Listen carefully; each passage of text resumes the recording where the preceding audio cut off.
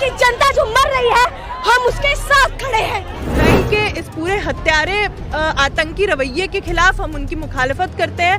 इनको पिछले 75 सालों से क्यों गुलाम बना के रखा है इजराइल। फिलिस्तीन की मुक्ति की बात करते हैं तो ये हमें बताते हैं तुम फिलिस्तीन चले जाओ। देश भर में मोदी सरकार यही कर रही है। जो लोग भी फिलिस्तीन आवाम के संघर्ष का समर्थन कर रहे हैं उनके ऊपर ऐसी धाराएं लगा के झूठे मुकदमे ठोक करके उन्हें जेल के अंदर भेजा जा रहा है।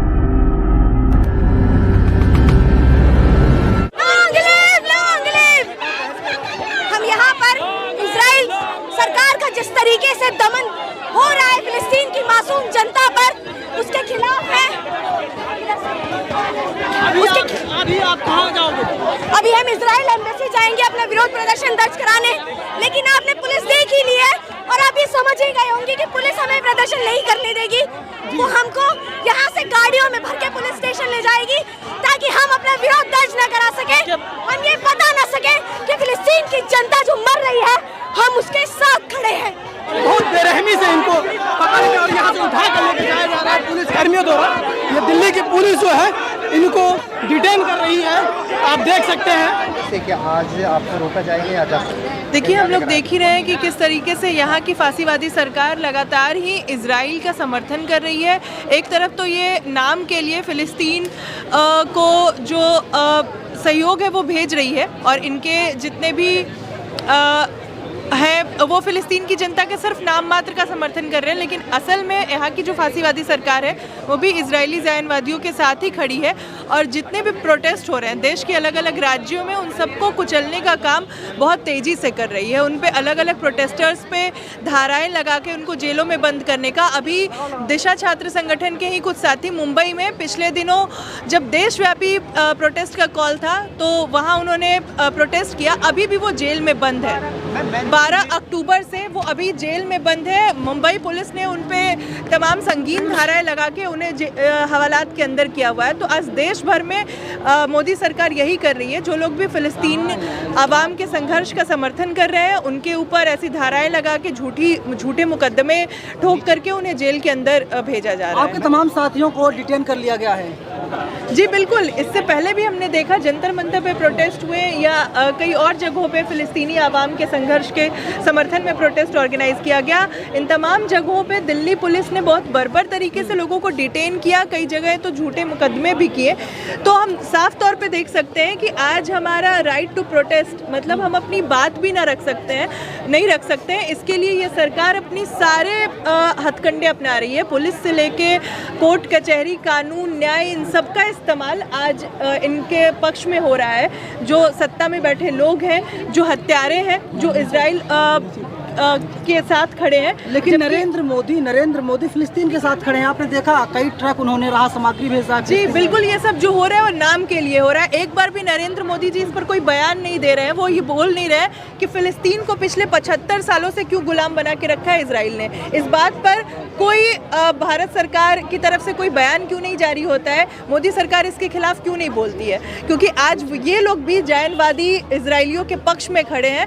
ये भी हम भी जानते हैं भारत में ये लोग क्या कर रहे हैं। भारत में भी ये हम देख ही रहे हैं कैसे हिंदू मुसलमान के नाम पर लोगों को आपस में बांट रहे हैं। बताते हैं देखो तुम्हें नौकरी नहीं मिल रही है, तुम्हारा दुश्मन मुसलमान है। लगातार दंगे करवाए। जब से ये सरकार आई है 2014 में बहुत बड़े बड़े वायदे किए थे। हर साल 2 करोड़ नौकरी का वायदा, अच्छे दिनों का वायदा, महंगाई ख़त्म करने का वायदा। आप देख लीजिए कोई भी जब इन्होंने अपने सारे जुमले की हकीकत जब इनके सामने आ गई तो अब ये क्या करवा रहे हैं? देश के अलग अलग राज्यों में हिंदू मुसलमान के नाम पर दंगे, दिल्ली में दंगे करवाए गए।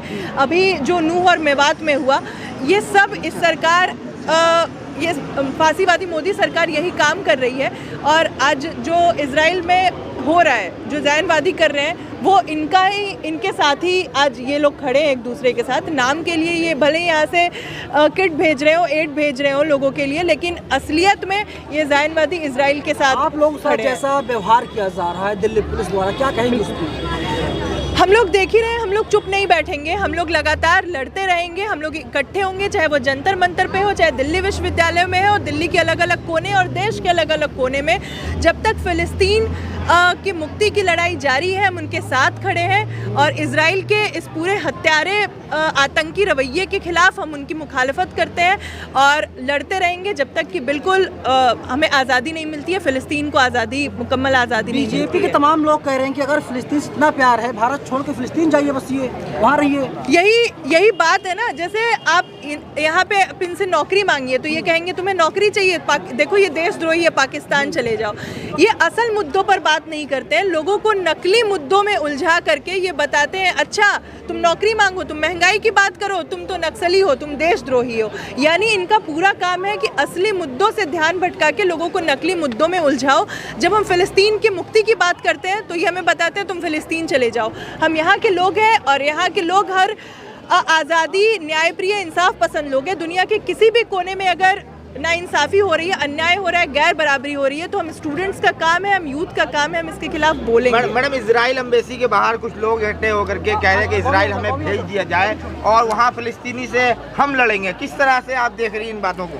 ये वही लोग हैं जो आज इन फांसीवादी मोदी सरकार के तलवे चाटने का काम कर रहे हैं। ये लोग वही आतंकी और जायनवादियों के पक्ष में खड़े हैं। मोदी जी को आप हमेशा टारगेट करें। मोदी जी तो राशन किट भिजवा रहे हैं, वहाँ पर गिफ्ट भिजवा रहे हैं। और यही मोदी जी, एक तरफ आप लोग जो मोदी जी को टारगेट कर रहे थे और अब मोदी जी जब हेल्प कर रहे हैं तो उस पर भी जो है आप लोग निशाना साध रहे। पूरी दुनिया भर में थू-थू होने के बाद आप देख ही रहे हैं कि किस तरीके से ये मोदी सरकार एक तरफ तो किट और एड भेज रही है, दूसरी तरफ जब यहाँ फ़िलिस्तीन की जनता के मुक्ति के संघर्ष में आके प्रोटेस्ट कर रहे हैं, अपनी बात रख रहे हैं तो हमें डिटेन किया जाता है, हमारे ऊपर धाराएं लगाई जाती हैं। मुंबई में अभी भी पिछले 12 अक्टूबर को जो प्रोटेस्ट हुआ उसके बाद लोग जेल में क्यों बंद है, उनके ऊपर झूठे मुकदमे डालकर क्यों उन्हें जेलों में बंद रखा गया है? वो तो फ़िलिस्तीन की मुक्ति के लिए लड़ रहे थे। अगर मोदी जी सही में फ़िलिस्तीनी जनता के साथ खड़ी है तो आज लोगों को जेलों में क्यों ठूस रही है? ये नकली इस तरीके से दिल्ली की सड़कों पर तनावपूर्ण माहौल बनाना क्या मसले का समाधान निकलेगा?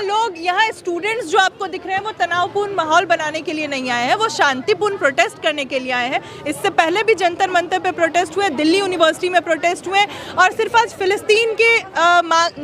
फ़िलिस्तीन की मांग के लिए खड़े हुए हैं, लेकिन इससे पहले भी कई प्रोटेस्ट हुए हैं। आप देख सकते हैं इन शांतिपूर्ण प्रोटेस्ट को कुचलने का काम आज लगातार पुलिस के दम पे, पैरामिलिट्री के दम पे, कानून के दम पे ये सरकार कर रही है और सिर्फ दिखावे के लिए ये फ़िलिस्तीन में किट और एड भेज रही है, लेकिन असल में ये इजरायली ज़ैनवादियों के साथ। अच्छा मैडम, ये बताइए ये काफिला आप लोगों का जो यहाँ आया है खान मार्केट पे, क्या ये काफिला इजराइल एम्बेसी की तरफ बढ़ेगा या फिर यहीं से वापस होंगे आप लोग? जी, हम लोग अभी इजराइल एम्बेसी की तरफ जाएंगे।